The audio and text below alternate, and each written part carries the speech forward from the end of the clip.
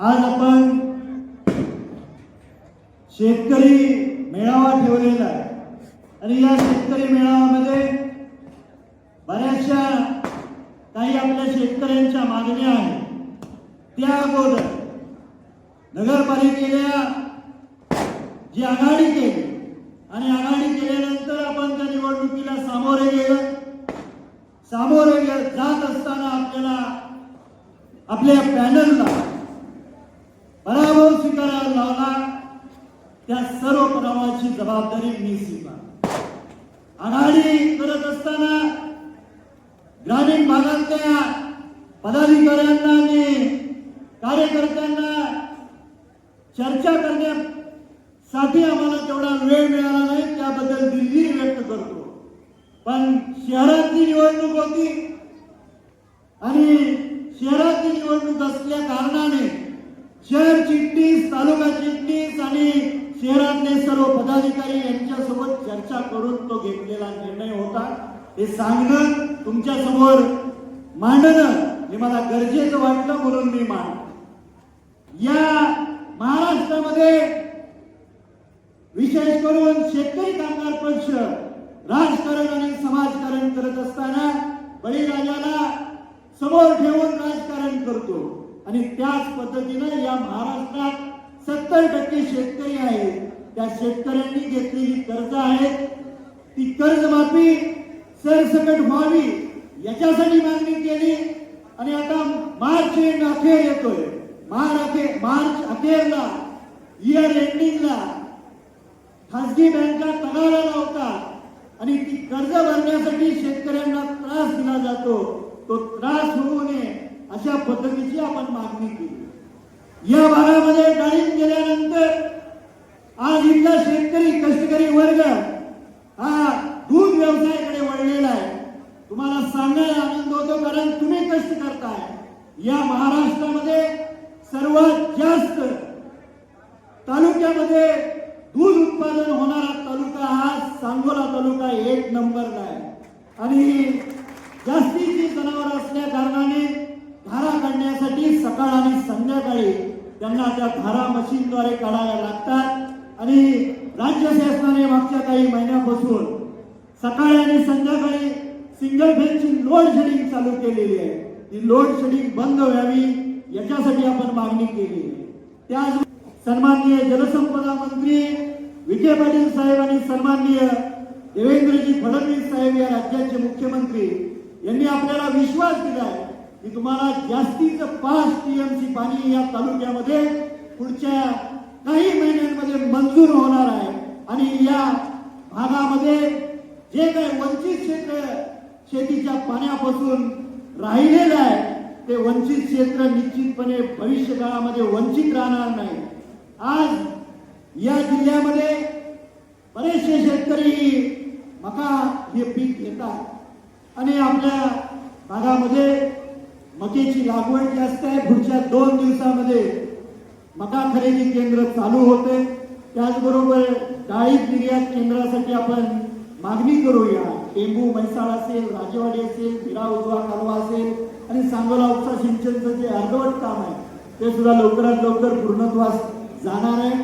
पण या ज्या योजना आहेत यांचं जे शेतीसाठी मिळणारं पाणी आहे त्यांचं आवर्तन आहे ते निश्चितपणे वेळेवर येईल हा विश्वास मी तुम्हाला या शेतकरी मेळाव्याच्या निमित्ताने देतो।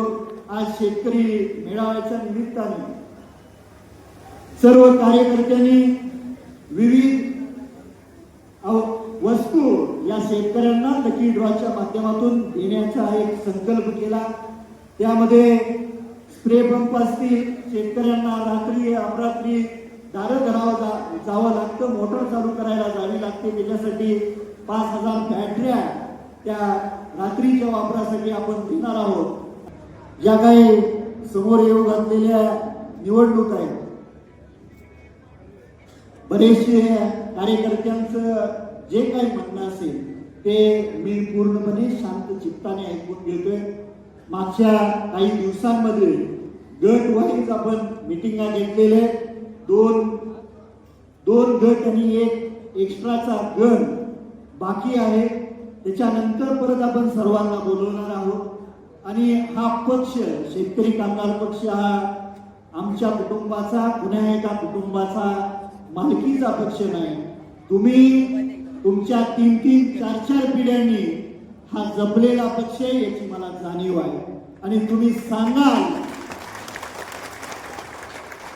सांगाल तोच निर्णय यावरही घेत आलेला आहे आणि इथून पुढेही घेतला जाईल.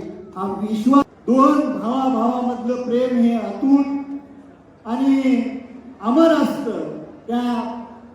त्या प्रेमामध्ये त्याग असतो, त्या प्रेमामध्ये संकोचाची सेवा सुद्धा असते. पण जर कुणाचं ऐकून हे पवित्र नातं अपवित्र कोण करणार असेल तर त्या पुढं माझा नाविलाज होणार आहे. हे तुम्ही सर्वांनी समजून घेणं गरजेचं आहे. इथून पुढच्या या ठिकाणी पत्रकार बांधव आहे, आपल्या माध्यमातून या तालुक्यातल्या जी जनता, जे कोण मागच्या काही दिवसांपासून त्यांना मी इशारा समजा, त्यांना मी आपल्या माध्यमातून सांगतोय, वैयक्तिक काय टीका करायचे ती बाबासाहेब देशमुखवर करा. माझं कुटुंब, माझी पत्नी, माझी आई, माझी बहीण, माझे वडील, माझी आजी यांच्यावर जर कुणी खालच्या पातळीला जाऊन जर टीका केली तर बाबासाहेब देशमुख अजिबात खपून घेणार नाही. आणि त्याच्या पुढे जाऊन सांगतो, चौकात किंवा एकट्याला गाठून शेतकरी कामगार पक्षाच्या कार्यकर्त्याला त्रास द्यायचा जर कोणी धाडस केलं तर मीही गणपतराव देशमुख स्वर्गीय आबासाहेबांचा नातो.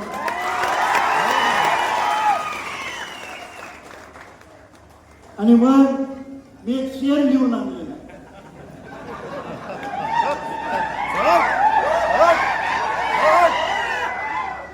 तुम्हें पसंद है शांत रहना, हमें पसंद है शांत रहना, इसे हमारी कमजोरी मत समझना.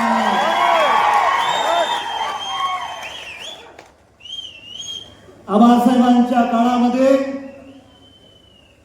जुनी पिढी होती आणि या तालुक्यामध्ये आबासाहेबांनी सर्व जाती धर्माचा सलोखा ठेवून या तालुक्यामध्ये गोरगरीब कष्टकरी वर्गाला शांततेत संसार करता यावा याच्यासाठी कष्ट घेतलं.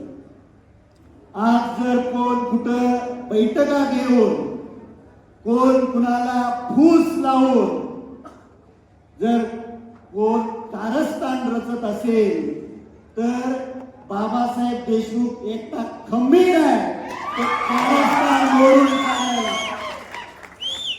कारण ही परिस्थिती मागच्या 4-4.5 वर्षापासून मी शांतपणे समजून घेतलं, संयमाने घेतलं.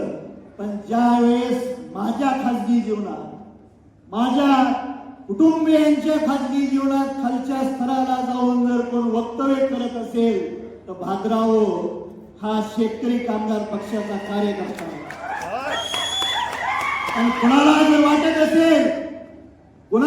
वाटत असेल की तुमची दादागिरी चालेल, मागच्या वर्षभरात निवडून आल्यानंतर काही ज्यांना पराभव पचवता आला नाही आणि ज्यांच्या कार्यकर्त्यांना पराभव पचवता आला नाही त्यांच्या कार्यकर्त्यांनी विजयानंतर काही महिन्यामध्ये स्टेटस ठेवलं गेलं की सांगोला शांत झाला. होय, सांगोला शांत केलाय. तुमची दादागिरी मोडून काढलेली, तुमचे 2 नंबरचे सर्व व्यवसाय बंद करण्यापर्यंत आम्ही प्रयत्न केलेले.